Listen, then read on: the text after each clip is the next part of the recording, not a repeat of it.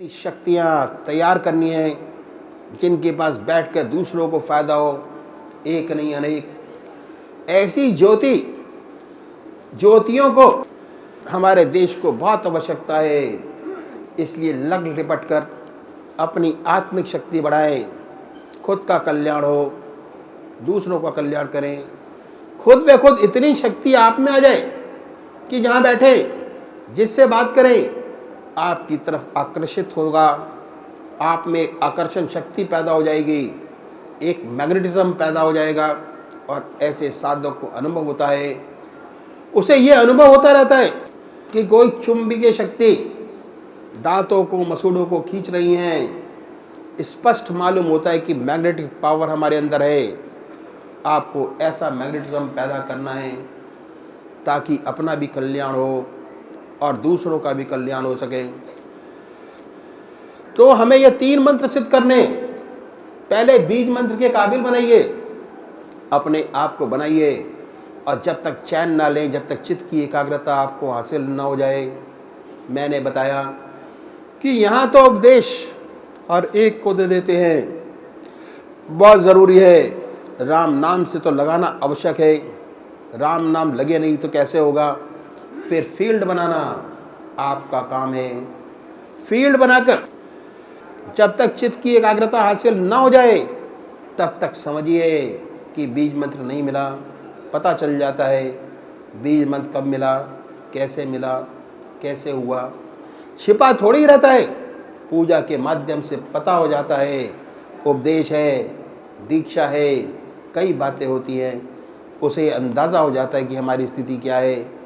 हमें अपनी तरक्की करनी है, बीज मंत्र से उसको कीलक मंत्र बनाना है।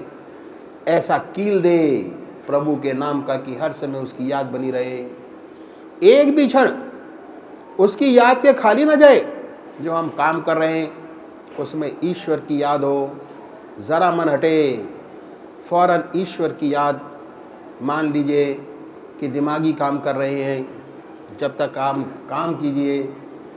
दिमागी काम को करते करते भी एहसास होता है कि हाँ हो रहा है, और उस काम को करने के बाद तो फौरन ईश्वर की याद का एहसास हो जाना चाहिए।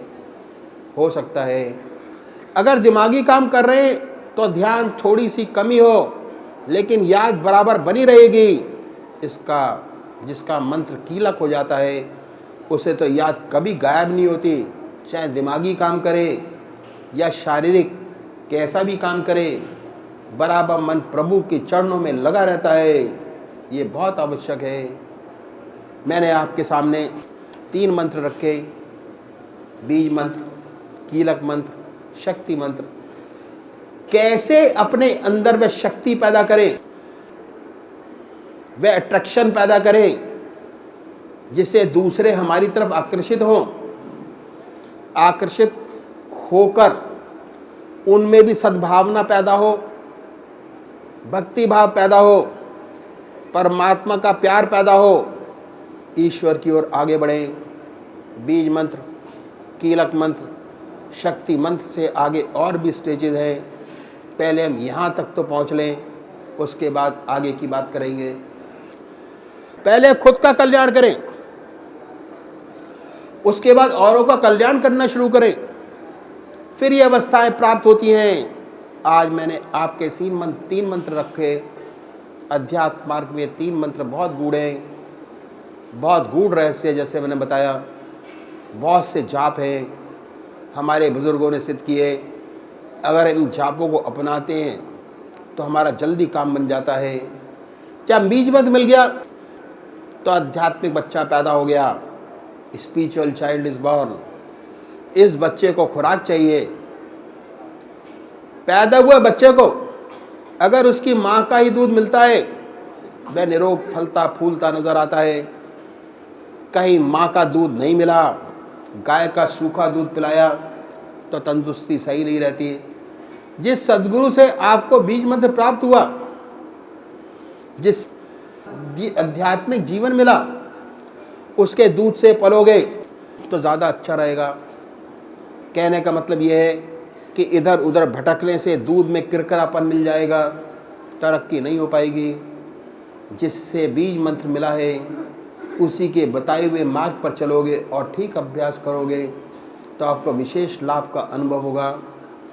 अगर इधर आधर भटकोगे तो उसमें बहुत सी और चीज़ें मिल जाएंगी, तो उसका उतना लाभ शायद ना हो पाएगा, उतनी जल्दी लाभ न होगा जितना ऐसे साधक को होता है जो जन्म देली माँ के दूध का ही सेवन करते हैं। इस सेवक के गुरुदेव कभी कभी कहा करते थे कि सबसे बड़े हैं मूलमत, सबसे भले हैं मूढ़मत, जिन्हें व्यापे न जगतगत। जिनको जगतगत व्याप्ति है वे तो भ्रम में ही रहते हैं, कभी ये कभी वे कर कुछ नहीं पाते। जो मूढ़मत हैं कम से कम लगा तो रहता है, लगा रहता है तो उसे अनुभव भी हो जाता है, भक्ति भी प्राप्त हो जाती है, ज्ञान भी प्राप्त हो जाता है। अक्सर गुरुदेव कहा करते थे। और एक बात और कहा करते थे कि हमें अपना पात्र बनाना चाहिए, हमें अपना पात्र बनाना चाहिए, हमें अपने हृदय को मुलायम बनाना चाहिए। हमारा हृदय मुलायम बने, कठोर न रहे। वे कहते थे कि गुरु बेचारा क्या करे जब हृदय बेहा कठोर। गुरु बेचारा क्या करे जो हृदय बेहा कठोर। नौ नेजे पानी चढ़ा तब भी न डूबी कौर। बताइए, गुरु तो वर्षा करता रहता है लेकिन उसको कोई असर नहीं हुआ। ये सारी बातें उनकी हैं, बहुत सुंदर बातें थीं, बड़ी प्यारी प्रैक्टिकल, बड़ी मतलब की बातें करते थे, एकदम प्रैक्टिकल।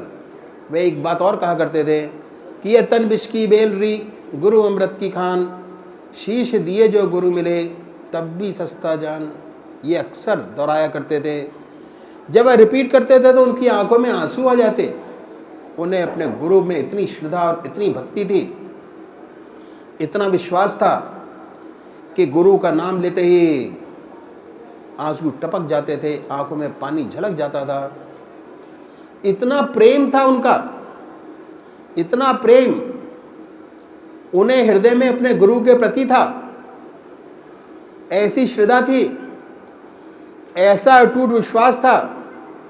ये सारी बातें जो साधक के लिए बहुत आवश्यक है, जो मैंने आपके सामने रखी, बहुत ज़रूरी बात है।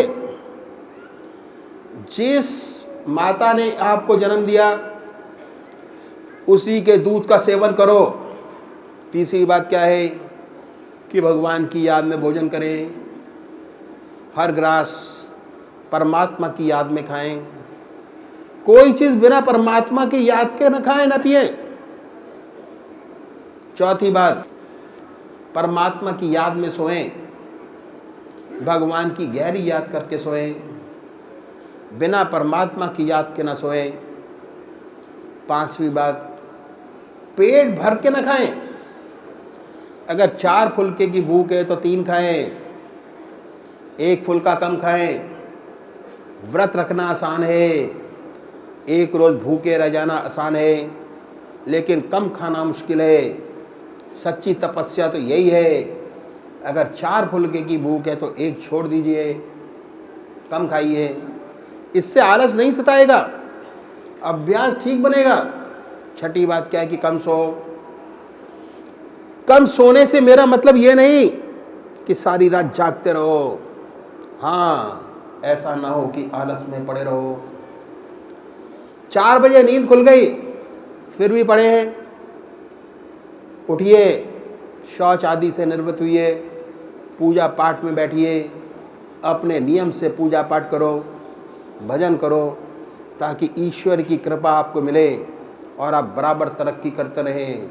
ये कुछ खास बातें हैं। बीज मंत्र मिलने के बाद, आध्यात्मिक जन्म होने के बाद अक्सर इन बातों का अनुसरण करेंगे, इन बातों पे चलेंगे तो जल्दी कीलक मंत्र तक पहुंच जाएंगे। जब एक बार कीलक हो गया फिर काम आसान हो गया, फिर तो ऑटोमेटिक हो जाता है। फिर श्रद्धा और विश्वास होना चाहिए। अगर श्रद्धा और विश्वास है तो काम आपका अपने आप होता चला जाएगा। अगर श्रद्धा विश्वास में कमी आ गई, ख़त्म तो नहीं होगा, डॉर्मेंट हो जाएगा। एक तो खिला हुआ है, एक दबा हुआ है, ये चीज़ें दब जाती हैं। इसलिए श्रद्धा और विश्वास बहुत आवश्यक है। जिससे श्रद्धा और विश्वास बना रहता है वह साधक हमेशा तरक्की करता रहता है। अदब और आज्ञा पालन पर बड़ा जोर था उनका। ये महाराज जी की बातें बता रहा हूँ, अपनी नहीं। अदब पर उनका बड़ा जोर था और आज्ञा पालन पर बड़ा जोर था। कहते थे कि अगर तेरा गुरु कहे कि नमाज के पढ़ने वाले कपड़े को शराब में रंग दे तो तू रंग दे। तेरा गुरु कहे, वह बेटर जानता है तेरे लिए क्या ठीक है और क्या गलत है। उसने बड़े सुंदर उदाहरण देते थे, बहुत बढ़िया। पहला उदाहरण गुरु नानक देव जी का दिया करते थे। अंगद देव जी गुरु नानक देव जी के सबसे प्यारे शिष्य थे। उनके यहाँ बहुत साधक अच्छे अच्छे इकट्ठा हुए, सबने बड़ी तरक्की की, लेकिन साथ साथ सबका टेस्ट भी लेते जाते थे। एक रोज गए सब शिष्यों को साथ लेकर, ऐसे राज से निकले जहां लाल ही लाल पड़े थे, लाल और हीरे। तो जिन्हें माया की तृष्णा थी उन्होंने खूब लाल और हीरे बटोरे, इकट्ठे किए, घर पर आके आराम से बैठ गए कि अब क्या है, संसारिक उनकी चीज़ पूरी हो गई, आराम से बैठिए। सत्संग की छुट्टी कर दी। उसके बाद फिर घूमने गए अन्य शिष्यों के साथ। ऐसी जगह पहुँचे जहाँ बहुत बहुत सुंदर युवतियाँ थीं, सब शादी करने के लिए तैयार थीं। बोले किस किस को शादी करनी है, बहुत से तैयार हो गए, वहाँ उनकी छुट्टी हो गई। अब क्या हुआ, कामनी कंचन वाले जो जुड़े थे खत्म हो गए। अब बढ़िया बढ़िया लोग रह गए जिन्हें परमात्मा से मोहब्बत थी, किसी दूसरी चीज़ से लगा भी नहीं था। ऐसे प्यारे प्यारे लोग। अब उनकी छटनी कैसे हो, छटनी कैसे करनी है। क्या हुआ, व्यास नदी के किनारे बैठे थे महाराज, उनके सारे शिष्य निकल गए, 10-12 शिष्य रह गए, उनके चारों तरफ बैठे थे इजाज़त खिलाफत प्राप्त जैसे लोग। उनकी छटनी कैसे हो। महाराज ने देखा वहाँ नदी के किनारे एक लाश बहती चली आ रही है। महाराज ने कही भाई देखो, मेरा सबसे प्यारा शिष्य वो होगा जो व्यास नदी में कूदे, मुंह से पकड़कर उस लाश को खींच कर लाए, दांतों से उसके कपड़े को फाड़े और मुर्दे का मांस अपने मुंह से निकाल कर मुझे खिलाए। ये रखा। सब चौंक गए। अब तो महाराज सठिया गए, उनका दिमाग खराब हो गया, उल्टी बातें करने लग गए, ऐसे विचार उनमें आने लगे।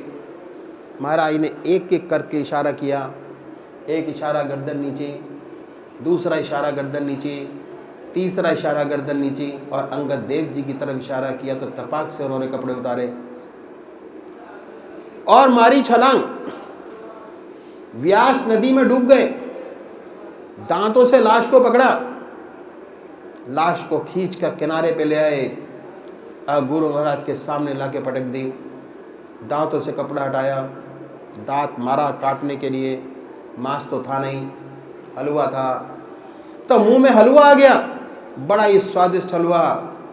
पंजाब में ऐसा होता है कि जिनके बच्चे नहीं जीते वे लाश की तरह हलवों को बनाकर नदी में बहा देते हैं। वह हलवा आ रहा था बना हुआ। गुरु नानक देव जी ने कहा कि इसमें मेरा और तेरा हिस्सा है और किसी का नहीं। श्रद्धा और विश्वास जब भी बात होती तो वे अक्सर कहा करते थे कि अगर तेरा गुरु कहे कि तू नमाज के पढ़ने के कपड़े को शराब में रंग दे तो तू रंग दे। वह बेहतर जानता है कि तेरे लिए क्या ठीक है क्या ठीक नहीं, लेकिन ये स्टेज आखिर की है। मैंने आपको बता दिया कि कुछ लोग जो चुनिंदा हैं उनके लिए है, सबके लिए नहीं। पहले बीज मंत्र, उसके बाद कीलक मंत्र, उसके बाद शक्तिमंत फिर सेवा करो, दूसरे को रोशनी दो, प्रकाश बचाओ, अपने आप को बढ़ाओ, ऊंचा करो। जब ईगो मैं बिल्कुल समाप्त हो जाए तब इस योग होंगे, तब टेस्ट में आने लायक होंगे, उससे पहले आ नहीं सकते। ये बड़ी विशेषताएं थी जो इस सेवक के गुरुदेव बताया करते थे, वो मैंने आपके सामने रखी ताकि आप लोग पूरा फ़ायदा उठा सके।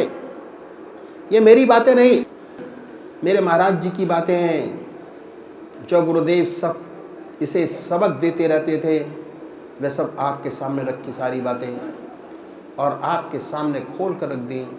ये रास्ता ऐसा है। और एक बात और है, ये रेत के लड्डू हैं, ये रास्ता रेत के लड्डू से भरा हुआ है। जो खाए वो बचता है, ना खाए वो बचता है। ये भव सिंधु हमें पार तो करना ही है। एक दफा रास्ते में आ गया तो चलना होगा ही, रोक नहीं सकते। चाहे राजी से चले, चाहे गैर राजी से, राजी खुशी से चले या तकलीफ उठाकर चले, चलना तो है ही। जो इसमें दाखिल हो गया उसे पार तो करना ही है, उसे परमात्मा से तो मिलना ही है। इस जन्म में मिले, अगले जन्म में मिले, आसानी से मिले, तकलीफ उठाकर मिले, मिलना तो जरूर है। सबसे आवश्यक बात यह कि हम अपने आप को भगवान को पूर्णतया समर्पण करके चलें, पूर्णतया समर्पण, ताकि जल्दी से जल्दी अपनी असली चीज को प्राप्त कर सके, जिसके लिए मनुष्य जीवन मिला है। और जो हमारे जीवन का लक्ष्य है, हम उसे प्राप्त कर सकें, एकाकार हो सकें, उसमें हम लय हो सकें और जीवन के सर्वोच्च लक्ष्य को प्राप्त कर सकें। ये हमारा आदर्श है और हमें पूरी कोशिश करनी चाहिए कि अपने आदर्श तक पहुँचे, जिसके लिए हम यहाँ आए हैं। परमात्मा तू ही है, तेरी इच्छा पूर्ण।